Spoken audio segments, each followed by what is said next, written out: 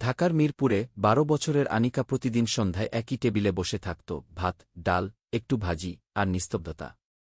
বাবা একটি আর্থিক প্রতিষ্ঠানে কাজ করেন, ফিরতে ফিরতে রাত। মা সরকারি হাসপাতালে নার্স, প্রায় নাইট শিফট। ছোট্ট মেয়ে যখন পড়ার খাতা খুলত, তখনও ঘরে দেয়ালের ফাঁক দিয়ে ঢুকে পড়া হালকা বাতাস আর দূরের আজানের সুর ছাড়া আর কোনো শব্দ থাকত না। বইখাতার ফাঁকে সে রহস্য উপন্যাস পড়ে, খাতার পেছনে ছোট ছোট পাখিপ্রাণী আঁকে, কিন্তু আঁকিবুকির মাঝেও একটা শূন্যতা থেকে যেত, মনে হতো কথা বলার মতো কেউ নেই। এক সন্ধ্যায় মুদির থলে গোছাতে গোছাতে আনিকা খুব আস্তে বলল, মা, আমি বারবার একাই থাকি। বাড়িটা কখনো কখনো আমার চেয়ে বেশি কথা বলে। মা থেমে গেলেন, মাথায় হাত বুলিয়ে বললেন, জানি মা, আমরা চেষ্টা করছি।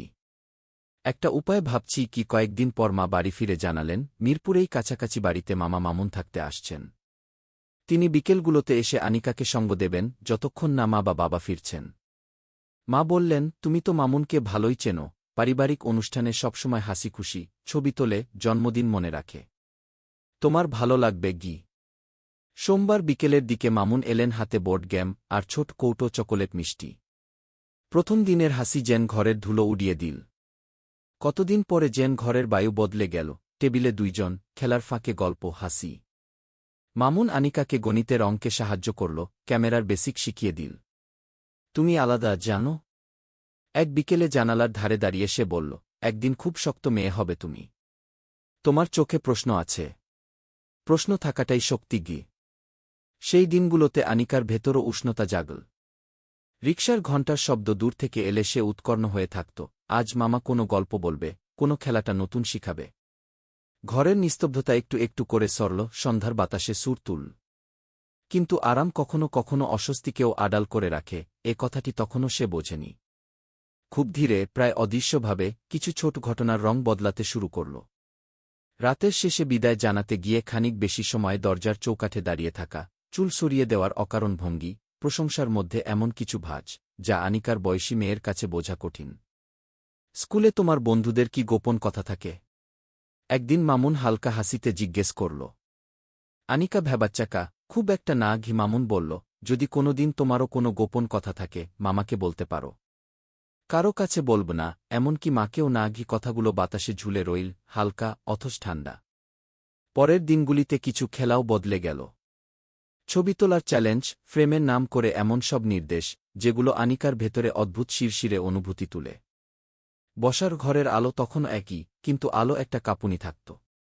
আনিকা ভাবত, মামা তো পরিবার। নিশ্চয়ই আমি বাড়িয়ে ভাবছি। কে সন্দেহ আর ভরসা হাত ধরে টানাটানি করত। সে নিজের মনেই বলত, ভুল বুঝলেও লজ্জা আছে, কিন্তু ঠিক বুঝে থাকলে। প্রশ্নটা কোনো উত্তর পেত না। সেই সন্ধেটা ছিল মেঘলা। বর্ষার ঢল নেমে ঢাকার রাস্তায় কাদা, ছাতার নিচে মানুষের ছুটোছুটি। মামুন আসার সময় তার চোখে অচেনা এক ঝিলিক, হাতে পুরনো টিনের একটা বাক্স। আজ তোমাকে একটা স্পেশাল জিনিস দেখাব। সে হাসল, কিন্তু এটা আমাদের গোপন। হৃদস্পন্দন বাড়ল আনিকার। বাক্সটা টেবিলে খুলতেই ভিতরে কয়েকটা পুরনো ছবি, কিছু অচেনা জিনিস, আর একটা চিঠি, অপটু হাতে লেখা, নামের নিচে খিমিরা, যা পড়ে বোঝা যায় কোনো প্রজেক্টের অংশ আর থাকতে চায় না সে। বাক্যের ফাঁকে লুকিয়ে আছে নাবলা ভয়ের ছায়া। সেই মুহূর্তে আনিকার বুকের ভেতর যেন বরফের টুকরো পড়ল। এটা খেলা নয়। মনের মধ্যে ফিসফিসে স্বর জেগে উঠল। মামুন বলল, কারো কাছে বলবে না তো? ছবি মানে তো আর্ট, বড়দের বোঝা দরকার নেই সব। কথাগুলো হাসিতে মোড়া, কিন্তু হাসির আড়ালে কেমন কঠিন গিরা। জানালায় ধারাবাহিক বৃষ্টির রেখা, ঘরের ওয়ালক্লোকে টিকটিক শব্দ, সব মিলিয়ে এক অজানা চাপ। আনিকার হাতের তালু ঘেমে উঠল। রাত হয়। মা তখনও শিফটে, বাবা ফিরতে দেরি হবে, এসএমএসে জানিয়েছেন। ঘরটা অন্ধকার, কেবল টেবিল ল্যাম্প জ্বলছে। আনিকা বিছানায় শুয়ে চোখ বন্ধ করে, কিন্তু মনে হয় দরজার ফাঁকে কেউ দাঁড়িয়ে আছে। সে উঠে জানালা বন্ধ করে, পাঞ্জাবি কাঁচপোকার শব্দ শুনতে শুনতে আবার শোয়া। মনে ভিট করে দুটি বিরুদ্ধ স্বর, এটা ভুল, এটা হয়তো বাড়িয়ে ভাবাগি, দুটোই টানছে দুই দিক থেকে। চোখের কোণে নোনা জল এসে যায়, অথচ সে কান্নার শব্দ বেরোতে দেয় না। পরদিন সকালে সে নিজের খাতার শেষ পাতাটা খুলে লেখে, কিছু জিনিস আছে, না বললে তারা বড় হয়ে যায়। তারপর কলমটা থেমে থাকে। সে মাকে বলতে পারে, কিন্তু মায়ের মুখ তখন ক্লান্ত, রাতভর সেবা করে ফিরেছেন। বাবাকে বলতে পারে, কিন্তু তিনি অফিসের তারা, বারবার ফোন ধরছেন। স্কুলে বলবে, ক্লাসে গুড মর্নিং বলার পরও সাহস হয় না। অনেক সময় ভয়ের চেয়ে শক্ত প্রতিপক্ষ হয় সন্দেহ। হয়তো আমি ভুল ভাবছি এই সন্দেহটিই মানুষের কণ্ঠ রোধ করে। বিকেলে মামুন এল আবার। আজ তার স্বর স্বাভাবিক, যেন গতকালের কিছুই ঘটেনি। বোর্ড গেম খুলে বসে হাসতে হাসতে বলে, আজ আমরা নয়া রুল বানাব। জিতলে তুমি ঠিক করবে আমি কি ছবি তুলব কি কথাগুলো নিরীহ, কিন্তু আনিকা এখন শিখে গেছে কোনো বাক্য নিরীহের পোশাক পরে আসে। সে ধীরে ধীরে খেলা গুটিয়ে দেয়, বলে, আজ হোমওয়ার্ক বেশি কি? মামুন হেসে বলে, ওকে, পড়া আগে কি? তবে বিদায় নেয়ার সময় তার চোখ আনিকার মুখে বেশিক্ষণ আটকে থাকে। দরজাটা বন্ধ করার পর আনিকা তার শ্বাসপ্রশ্বাস স্বাভাবিক করতে খানিকক্ষণ সময় নেয়। রাতে বাবা ফিরলেন দেরিতে। টেবিলে বসে আনিকা খুব সাধারণ কথাই বলল, স্কুল, অ্যাসাইনমেন্ট, একজন বন্ধু নতুন বই এনেছে। বাবার চোখে ক্লান্ত আলো। তিনি বললেন, উইকেন্ডে আমরা বেড়াতে যাব। কি বলো? আনিকা মাথা নাড়ল, কিন্তু মনে হল তার কণ্ঠস্বর যেন গলার ভেতর কোথাও আটকে গেছে। সে জানতে চাইল, আপনি কি অফিস থেকে একটু আগে ফিরতে পারবেন? কিন্তু প্রশ্নটা বাতাসে ভেঙে গেল। কখনো বাচ্চারা জানে না কোনো মুহূর্তে কিভাবে বললে বড়রা সত্যিই শুনবে। তারপরও আনিকা নিজের ছোট্ট জগতে একটা কৌশল বানা। দরজার কপাট পুরোপুরি বন্ধ না রাখা, ফোনটা মাথার কাছে, জানালার পর্দা টেনে দেওয়া, এসবই ছোট প্রতিরক্ষা।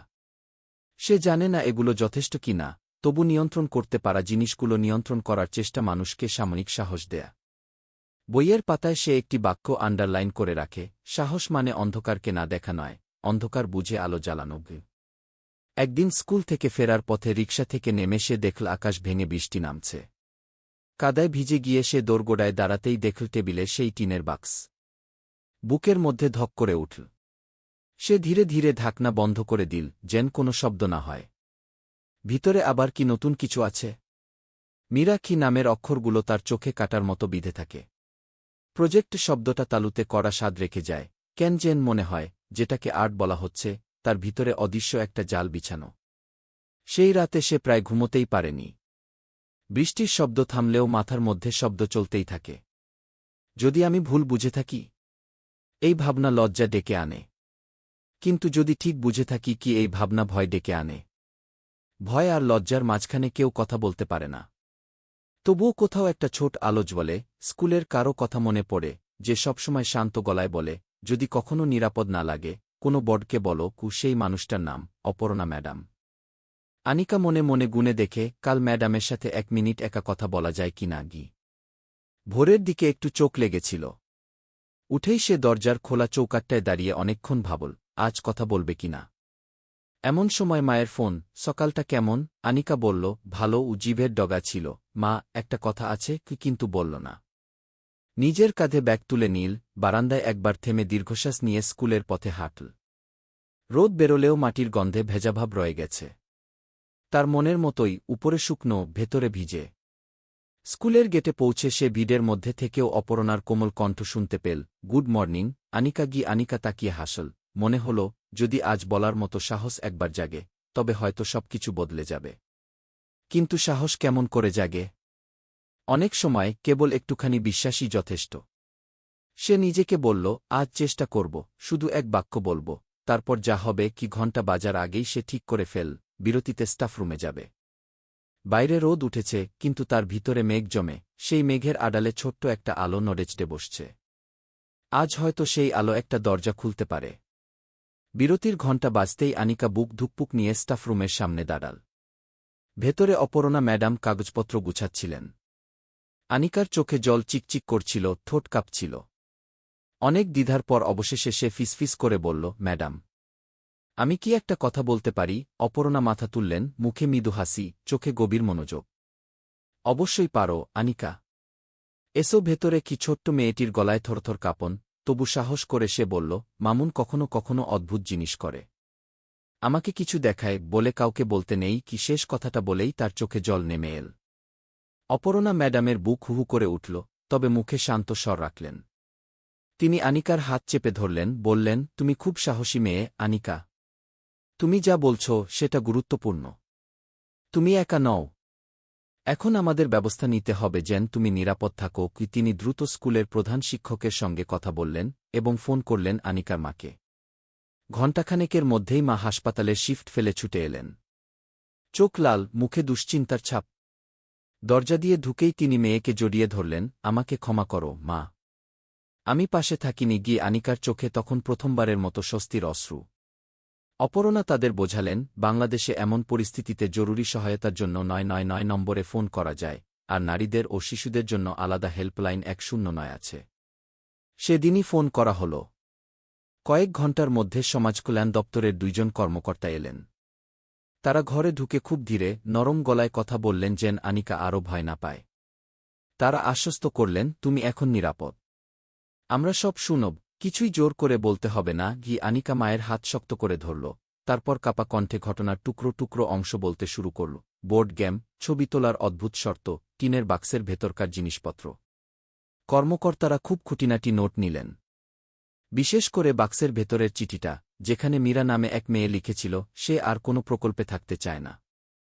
এটাকে প্রাথমিক প্রমাণ হিসেবে রাখা হল। তারা বললেন, মামুনের সাথে আনিকার একা দেখা করা এখন বন্ধ করতে হবে। মাকে পরামর্শ দেওয়া হল, রাতের শিফট কয়েকদিনের জন্য বন্ধ রাখার চেষ্টা করুন, অথবা পরিবারের অন্য কোনো বিশ্বস্ত আত্মীয়কে রেখে যান। আনিকার চোখে খানিকটা ভরসা ফুটে উঠল, যদিও ভেতরে ভয় রয়ে গেল। আমি কি পরিবারের শান্তি নষ্ট করলাম? সন্ধ্যার পর বাড়ি ফিরেই মা কাপা গলায় বললেন, মা, আমি ভুল করেছি। তোমাকে একা ফেলে রেখেছিলাম। এবার থেকে নয়। আমরা দুজন মিলে সব সামলাব। সেই রাতে প্রথমবার আনিকা বুক ভরে কাঁদল, কিন্তু কান্নার মাঝেও একটুখানি শান্তি খুঁজে পেল। অনেকদিন পর মনে হল, তার কথা কেউ শুনছে, কেউ তাকে গুরুত্ব দিচ্ছে। অপরদিকে মামুন তখনও কিছু জানত না। কিন্তু ঘরের ভেতর বাতাসে এক অদ্ভুত টান, যেন অচিরেই বড় ঝড় আসছে। আনিকা ডায়েরির পাতায় লিখল, আমি ভয় পাই। কিন্তু আমি বলেছি, আমি একা নই। পরের সকালেই ঘটনাগুলো আরও নির্দিষ্ট রূপ নিল। সমাজকল্যাণ দপ্তর থেকে কেস নোট তৈরি করে থানা রেফার করা হল। দায়িত্বপ্রাপ্ত তদন্ত কর্মকর্তা বিকেলেই বাড়িতে এলেন। ভদ্র, ধীরস্বরে কথা বলেন, যেন প্রতিটি বাক্যে আশ্বাস জড়ানো। তিনি বললেন, আজকের লক্ষ্য তোমার নিরাপত্তা নিশ্চিত করা, তারপর প্রমাণ সংগ্রহ। তোমার বলার অধিকার আছে, এবং নীরব থাকারও অধিকার আছে। যদি কিছুই বলতে না চাও, কেউ চাপ দেবে না। আনিকা মাথা নাড়ল। সে অনুভব করল, কেউ অবশেষে তার ভাষা বুঝছে। কর্মকর্তা টিনের বাক্সটা যত্ন করে সিল করলেন, তালিকা বানালেন, মাকে দিলেন প্রাথমিক কেস নম্বর। এরপর তিনি নম্রভাবে বললেন, মামুনের কোনো device, camera, memory card, laptop যদি বাড়িতে থাকে, আমাদের দেখতে হবে। সেদিনই পরিবার পরিজনের সঙ্গে কথা বলে মা স্পষ্ট এক সিদ্ধান্ত নিলেন, মামুন আর এই বাড়িতে আসবেন না। দরজার অতিরিক্ত লক লাগানো হল। পাশের ফ্ল্যাটের খালা সন্ধ্যাবেলা নজর রাখবেন। রাতভর আনিকার ঘুম যদিও টানাটানিই ছিল, তবু সে জানত, বাইরে কেউ টহল দিচ্ছে। এই ধারণা একটু সাহস যোগায়। একই দিন স্কুল থেকে অপর্ণা ম্যাডাম ফোন করে জানতে চাইলেন, তুমি স্কুলে আসতে চাইলে আমরা তোমার জন্য একটা সেফ করিডোর রাখব। ভিড এডিয়ে সরাসরি ক্লাসে ঢুকবে, চাইলে কাউন্সেলরের রুমে বিশ্রামও নিতে পারো। কি কথাগুলো শুনে আনিকার মনে হল, মেঘের ফাঁক দিয়ে যেন এক চিলতে আলো নেমে এল। তদন্ত এগোতে থাকল। কয়েকদিনের মধ্যে সার্চ ওয়ারেন্ট নিয়ে পুলিশ মামুনের বাসায় গেল। প্রতিবেশীরা প্রথমে অবাক, তারপর ফিসফিস। পুলিশের হাতে এল ক্যামেরা, একাধিক মেমোরি কার্ড, আর পুরনো ইমেইল অ্যাকাউন্টের পাসওয়ার্ড, সব প্রক্রিয়া আইনের ভেতর, প্রত্যক্ষদর্শীর স্বাক্ষরসহ। এইসব খবর কান পাতলেই যে কোনো উঁচুনিচু বারান্দায় পৌঁছে যায়। ঢাকার ফ্ল্যাটের দেয়াল হালকা হলেও কৌতূহলের দেয়াল অনেক সময় আরও পাতলা। সন্ধ্যায় বাজারে গেলে মা অনুভব করলেন, কারো কারো চোখে করুণা, কারো কারো চোখে অস্বস্তিকর কৌতূহল। তিনি মাথা উঁচু রাখার চেষ্টা করলেন, কারণ জানতেন, লজ্জা তাদের নয়। এদিকে মিডিয়া স্থানীয় পাতায় কয়েক লাইনের খবর ছাপল, শিশুর নিরাপত্তা ও পারিবারিক ট্রাস্টের প্রসঙ্গ তুলে, নাম পরিচয় গোপন রেখে। দুই একজন আত্মীয় ফোন করে বলল, পরিবারের মানসম্মান, এগুলো কি ভাবছ? মা শান্ত গলায় বললেন, সম্মান মানে প্রথমে শিশুর নিরাপত্তা। বাকিটা পরে। হোয়াটসঅ্যাপ গ্রুপে কিছু খচকচে মন্তব্য দেখা গেলেও অপর্ণা ম্যাডামের এক লাইনের জবাব যেন সবাইকে চুপ করিয়ে দিল। একজন শিশু যখন সাহস করে বলে, বড়দের কাজ হচ্ছে শোনা। বিচার আদালতের মনস্তাপের সঙ্গে তাল মিলিয়ে থেরাপি শুরু হল ধানমন্ডির একটি শিশু কিশোর মানসিক স্বাস্থ্যকেন্দ্রের নাহিদা। প্রথম সেশনেই তিনি আনিকাকে বললেন, আমি ডাক্তার, কিন্তু আজ তোমার গল্প শোনার সঙ্গী। তুমি চাইলে আমরা কথা না বলেও থাকতে পারি, শুধু আঁকতে পারি। টেবিলের উপরে রং পেন্সিল, ফাঁকা কাগজ, একটা ছোট নরম খেলনা। আনিকা প্রথমে কিছুই বলল না, কেবল নীল পেন্সিলে একখানা জানালা আঁকল। জানালার বাইরে বৃষ্টি, ভিতরে একটা ল্যাম্প। নাহিদা নরম গলায় জিজ্ঞেস করলেন, এই আলোটা কি নিরাপদ? আনিকা ধীরে মাথা নাড়ল। তুমি যখন চাইবে এই আলোটা আরও উজ্জ্বল হবে, নাহিদা বললেন, আর যখন চাইবে জানালাটা বন্ধ করে দিতে পারো। কে এই নিয়ন্ত্রণ ধারণাটা আনিকার ভালো লাগল। তার ভিতরে ছোট্ট একটা সুইচ যেন সে নিজে ধরে রাখল। পরের সেশনগুলোতে শুরু হল ইমোশন লেবেলিং, ভয়, রাগ, লজ্জা, অপরাধবোধ, প্রতিটির জন্য আলাদা রং।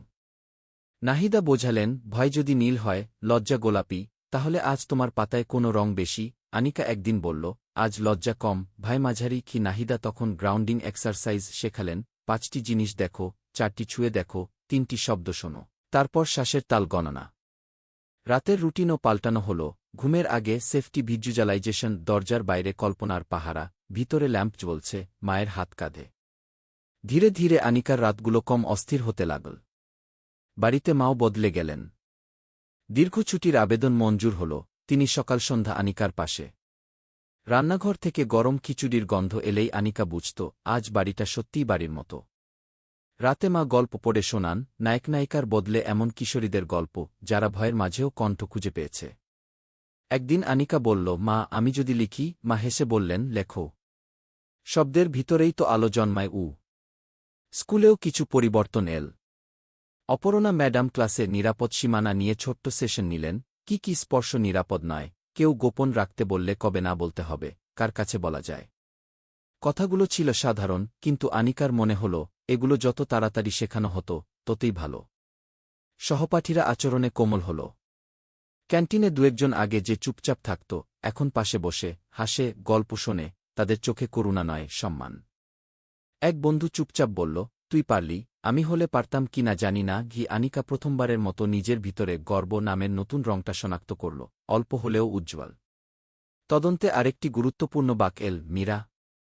টিনের বাক্সের চিঠির সেই নাম।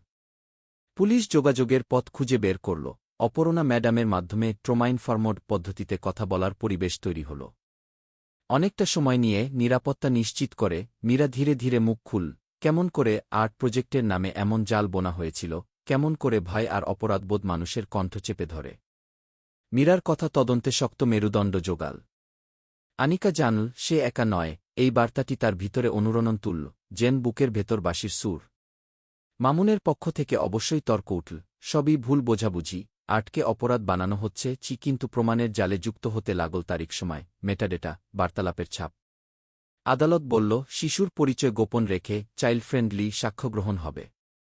নাহিদা এবং একজন লিগ্যাল এইড কর্মী আনিকাকে ব্যাখ্যা করলেন, কিভাবে একমুখী গ্লাসের ঘরে বসে ক্যামেরার সামনে বলতে হবে, কোথায় চাইলে বিরতি চাইতে পারবে, কোনো প্রশ্নের উত্তর না দিতে চাইলে কিভাবে জানাবে।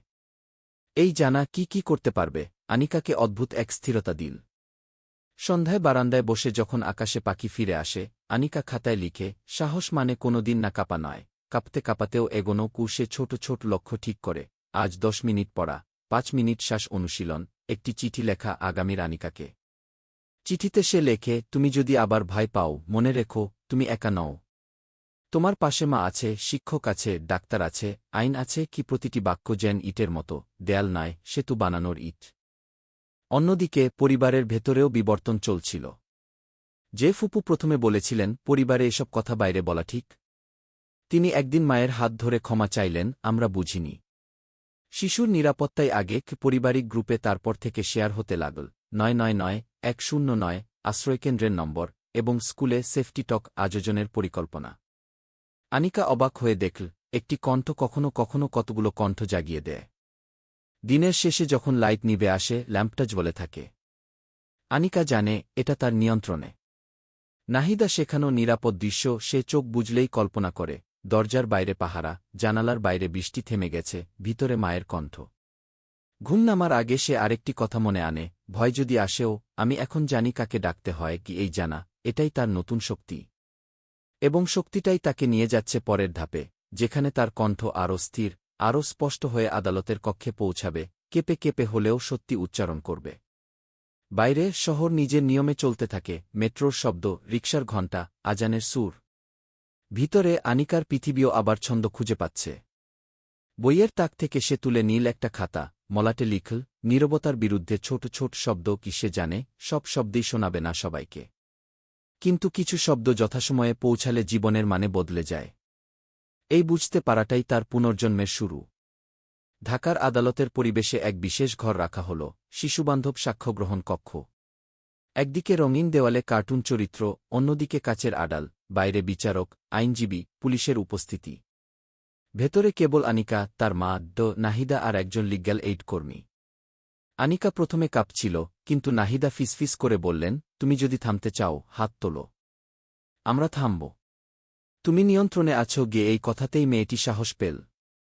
ক্যামেরার সামনে মুখ খুলে ধীরে ধীরে বলল, কিভাবে মামুন তার জীবনে ঢুকে পড়েছিল।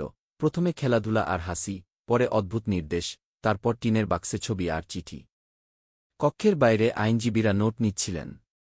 প্রমাণ হিসেবে তুলে ধরা হল সেই টিনের বাক্স, মেমোরি কার্ড আর মীরার জবানবন্দি। মীরা, যে এতদিন নীরব ছিল, এবার সামনে এসে বলল, আমিও একসময় ওর ফাঁদে পড়েছিলাম। কিন্তু আমি চুপ করেছিলাম, ভাবতাম কেউ বিশ্বাস করবে না। মীরার কথা শুনে আদালত স্তব্ধ হয়ে গেল। এই জবানবন্দি মামলাটাকে সম্পূর্ণ নতুন শক্তি দিল। অন্যদিকে মামুনের পরিবার থেকে কয়েকজন আত্মীয় জোর দিয়ে বলছিলেন, এগুলো ভুল বোঝাবুঝি, পরিবারের মানহানি হচ্ছে কিন্তু মায়ের কণ্ঠ তখন দৃঢ়, শিশুর নিরাপত্তা সবার আগে। সম্মান রক্ষা মানে প্রথমে সন্তানের আস্থা রক্ষা। আদালতের করিডরে যখন সাংবাদিকরা কিছু প্রশ্ন করল, তিনি শান্ত গলায় বললেন, আমরা চাই সত্য প্রকাশ পাক। কোনো পরিবার যেন ভেবে না বসে, নীরব থাকাই সমাধান। আনিকাও বুঝতে শুরু করল, তার সাহস এখন আর কেবল তার নিজের জন্য নয়। ক্লাসের সহপাঠীরা এসে বলল, তুই দারুণ করেছিস। তুই তো আমাদের জন্যও দাঁড়াচ্ছিস। একদিন ক্যান্টিনে বসে আনিকা তার ডায়েরির এক টুকরো বন্ধুদের শোনাল, একটা চিঠি যার শিরোনাম যারা ভয়ে কথা বলতে পারে না তাদের জন্য। সেখানে সে লিখেছিল, আমি জানি চুপ করে থাকা কত কষ্টের, কিন্তু তুমি যদি বলো, পৃথিবী বদলাতে পারে। ভয় তোমাকে নীরব করে, কিন্তু কণ্ঠ তোমাকে মুক্ত করে। বন্ধুরা নিঃশব্দে তাকিয়ে থাকল, তারপর করতালিতে ভেঙে দিল নিস্তব্ধতা। এদিকে আদালতের প্রক্রিয়ায় স্পষ্ট হল, প্রমাণ যথেষ্ট শক্তিশালী। মীরার বক্তব্য, আনিকার বর্ণনা এবং উদ্ধার হওয়া ছবিগুলো একসাথে একটা স্পষ্ট ছবি আঁকল। বিচারক ঘোষণা করলেন, পূর্ণাঙ্গ বিচার প্রক্রিয়া শুরু হবে। সাংবাদিকদের সামনে তিনি বললেন, শিশুর কণ্ঠকে অবহেলা করা যাবে না। সমাজের দায়িত্ব এই কণ্ঠ শোনার। সেই রাতে বাড়ি ফিরে আনিকা মাকে বলল, মা, আমি কি সত্যিই পারলাম? মা কাপা কণ্ঠে উত্তর দিলেন, হ্যাঁ মা, তুই শুধু নিজের জন্য না, আরও অনেক শিশুর জন্য দাঁড়িয়েছিস। ঘরের টেবিলে রাখা টিনের বাক্সটা এখন পুলিশের কাছে প্রমাণ হিসেবে গিয়েছে। তার জায়গা মা একটি নতুন বাক্স রাখলেন, রঙিন কাঠের, যার গায়ে ফুল আঁকা। মা বললেন, এটা হবে তোমার স্বপ্নের বাক্স। এখানে তুমি রাখবে তোমার আঁকা, লেখা আর আশা। আনিকা হাসল, মনে হল অন্ধকার সরলেও ভিতরে ছোট আলো জ্বলছে। ক্লাসে অপর্ণা ম্যাডাম ঘোষণা দিলেন, স্কুলে হবে সেফ স্পেস ডে, যেখানে প্রত্যেক শিশু শিখবে কোনো অস্বস্তিকর ঘটনা ঘটলে কাকে বলতে হবে। আনিকা সেই দিন দাঁড়িয়ে ছোট্ট একটা বক্তব্য দিল, আমি একসময় ভাবতাম কেউ শুনবে না, কিন্তু আজ জানি শোনার মানুষ সবসময় আছে। শুধু সাহস করে বলা দরকার। করতালিতে ভরে গেল হলরুম। আনিকাকে দেখে মীরা চোখের জল মুছল, তাদের নীরবতা শেষ হয়েছে, কণ্ঠ শুরু হয়েছে। এবং মামলার প্রমাণ ক্রমশ শক্ত হতে হতে একদিন আদালতের চূড়ান্ত রায়ের দিকে এগিয়ে গেল। সামনে অপেক্ষা করছে সেই দিন, যেদিন আনিকা শুনবে সত্যিই কি ন্যায়বিচার পাওয়া গেল। আদালতের দিন ঘনিয়ে এল। ঢাকার রাস্তায় সকাল থেকেই কোলাহল, পত্রিকার শিরোনামে মামলাটির নাম। কেউ বিশ্বাস করতে পারছিল না, পরিবারের ভেতরের এমন একজন মানুষ এত অন্ধকার লুকিয়ে রাখতে পারে। আনিকা সেদিন আদালতে যায়নি, শিশুদের জন্য আলাদা ব্যবস্থা ছিল। কিন্তু মায়ের চোখে উত্তেজনা আর ভয়ের ছাপ একসাথে ফুটে উঠেছিল। তিনি আদালতে গিয়ে রায় শুনে আসবেন, আর আনিকা বাড়িতে নাহিদার সঙ্গে অপেক্ষা করবে। ঘণ্টার পর ঘণ্টা কেটে গেল। আনিকা বারান্দায় দাঁড়িয়ে আকাশের দিকে তাকাল, ঢাকার উপরে কালো মেঘ জমেছে। মনে হচ্ছিল মেঘের ভিতরে তার বুকের ধড়ফড় মিলেমিশে গেছে। অবশেষে দরজা খুলে মা ফিরে এলেন, চোখ ভিজে। আনিকা ছুটে গিয়ে জিজ্ঞেস করল, মা, কি হল? মা তাকে শক্ত করে জড়িয়ে ধরলেন, কাপা কণ্ঠে বললেন, রায় হয়ে গেছে। মামুন দোষী সাব্যস্ত হয়েছে। দীর্ঘ কারাদণ্ড হয়েছে। এখন সে আর তোমাকে বা অন্য কোনো শিশুকে আঘাত করতে পারবে না। সেই মুহূর্তে আনিকার বুকের ভেতর থেকে যেন ভারী পাথর নেমে গেল। কান্না আর হাসি মিলেমিশে গিয়ে সে মাথা মায়ের কাঁধে রাখল। সেই রাতটায় তারা বাড়িতে ছোট্ট এক অনুষ্ঠান করল। টেবিলে মোমবাতি জ্বালাল মা। বললেন, এ আলো তোমার সাহসের জন্য। কারণ তুমি বলেছ, তাই সত্য সামনে এসেছে। কারণ তুমি বলেছ অন্য শিশুরাও রক্ষা পাবে কি। আনিকা তাকিয়ে দেখল মোমবাতির আলো দেয়ালে প্রতিফলিত হচ্ছে, অন্ধকারকে সরিয়ে দিচ্ছে। সেই মুহূর্তে সে বুঝল তার কণ্ঠস্বর শুধু তার নিজের নয়, অনেকের জন্যই আলো। পরদিন স্কুলে খবর ছড়িয়ে পড়ল। সহপাঠীরা তাকে আর করুণার চোখে দেখল না, বরং এক সাহসী বন্ধু হিসেবে। ক্যান্টিনে কয়েকজন এগিয়ে এসে বলল, তুই তো হিরো। তুই না বললে হয়তো আমরা কোনোদিন বুঝতেই পারতাম না। অপর্ণা ম্যাডাম স্কুলে কি ভয় পেলেও বলো কি কর্মসূচি শুরু করলেন। সব শিশুদের শেখানো হল অনিরাপদ স্পর্শ মানে কি, আর কোথায় সাহায্য চাইতে হবে। আনিকা মঞ্চে উঠে ছোট্ট বক্তৃতা দিল, যদি মনে হয় কিছু ঠিক হচ্ছে না, চুপ থেকো না। ৯৯৯ বা ১০৯ ফোন করো, শিক্ষক বা মাকে বলো। ভয় নীরব রাখে, কণ্ঠ মুক্তি দেয়। কি পুরো হল করতালিতে গমগম করে উঠল। বাড়িতে টিনের পুরনো বাক্সের জায়গায় এখন রাখা হয়েছে এক রঙিন বাক্স, স্বপ্নের বাক্স। তাতে আনিকা তার আঁকা ছবি, লেখা কবিতা, ছোট্ট চিঠি জমা করছে। প্রতি রাতে সে নতুন কিছু লিখে রাখে, আমি শুধু ভুক্তভোগী নই, আমি একজন বেঁচে থাকা মানুষ। আমি আমার গল্প দিয়ে অন্যদের সাহস দেব। মা যখন বাক্সের ঢাকনা খুলে এগুলো পড়েন, চোখে অশ্রু আসে, কিন্তু সেই অশ্রুতে লজ্জা নয়, গর্ব। কয়েক মাস পর স্কুলে আয়োজন হল সাহস দিবস। কি শিশুরা নিজেদের অভিজ্ঞতা ও আশা ভাগ করল। আনিকা মাইক্রোফোন হাতে দাঁড়িয়ে বলল, আমি জানি ভয় কেমন করে গলা চেপে ধরে। কিন্তু আমি এটাও জানি যখন তুমি বলো, তখন তুমি শুধু নিজেকে নয়, অন্যদেরও বাঁচাও। তার কথায় হল নিস্তব্ধ হয়ে গেল, তারপর বজ্রধ্বনির মতো হাততালি। সেই মুহূর্তে আনিকা বুঝল সে আর আগের সেই একা মেয়েটি নয়। সে এখন এক আলো, যা অন্যদের পথ দেখাতে পারে। নাহিদার সঙ্গে থেরাপি চলতে থাকে। স্বপ্ন, লেখালেখি আর বন্ধুদের সঙ্গে মেলামেশা, সব মিলিয়ে ধীরে ধীরে দুঃস্বপ্নের দখল কমতে থাকে। মাঝে মাঝে রাতে ভয় জেগে ওঠে, কিন্তু তখনই মায়ের কণ্ঠ শোনা যায়, তুমি এখন নিরাপদ, মা। আমি আছি। সেই কণ্ঠই আনিকাকে শান্ত করে দেয়। এক সন্ধ্যায় টেবিল ল্যাম্পের আলো, ডায়েরি লিখতে লিখতে আনিকা ভাবল, আমি বড় হয়ে লেখক হতে চাই, অথবা মনোবিজ্ঞানী, যাতে আমি অন্য বাচ্চাদের সাহায্য করতে পারি। তাদের বলতে পারি, ভয়কে ভয় পেও না, বলো। কারণ বলা মানেই মুক্তি। এভাবেই ঢাকার ছোট্ট এক মেয়ের গল্প শেষ হল না, বরং নতুন শুরু পেল। আনিকার সাহস প্রমাণ করল, একটি কণ্ঠস্বরী সমাজে ঢেউ তোলে। অন্ধকার যত গভীর হোক, সত্য আর সাহসের আলো সবসময় উজ্জ্বল হয়। যদি কখনো তোমার মনে হয় তুমি বা তোমার চারপাশের কোনো শিশু অনিরাপদ, দয়া করে চুপ থেকো না। বাংলাদেশে জরুরি সহায়তার জন্য ফোন করো ৯৯৯, অথবা নারী ও শিশু হেল্পলাইনে ১০৯। প্রতিটি শিশুর নিরাপত্তা, ভালোবাসা আর কথা বলার অধিকার আছে। এই গল্পটি শুনে যদি তোমার হৃদয় ছুঁয়ে যায়, তাহলে ওয়াবে বেয়ার গল্প চ্যানেলটি সাবস্ক্রাইব করো। আরও অনেক সত্যি গল্প, সাহস আর আশার কণ্ঠ আমরা একসাথে পৌঁছে দেব সবার কাছে। বন্ধুরা, আজকের গল্প এখানেই শেষ। আনিকারের সাহস আমাদের মনে করিয়ে দেয়, অন্ধকার যতই ঘন হোক, সত্য আর ভালোবাসার আলো সবসময় জ্বলে ওঠে। প্রতিটি শিশুর অধিকার আছে নিরাপদে বড় হওয়া, কথা বলার আর নিজের স্বপ্ন পূরণ করার। তোমরা যদি বিশ্বাস করো যে এমন গল্প আরও মানুষের কাছে পৌঁছানো দরকার, তবে দয়া করে আমাদের ওয়াবে বেয়ার গল্প চ্যানেলটি সাবস্ক্রাইব করো, ভিডিওটি লাইক ও শেয়ার করো। তোমাদের এক ক্লিকই কারো জীবনে আলো জ্বালাতে পারে। পরবর্তী গল্পে আবার দেখা হবে। ততদিন পর্যন্ত সুস্থ থেকো, নিরাপদ থেকো, আর মনে রেখো, ভালোবাসা আর সাহসী পৃথিবীর সবচেয়ে বড় শক্তি।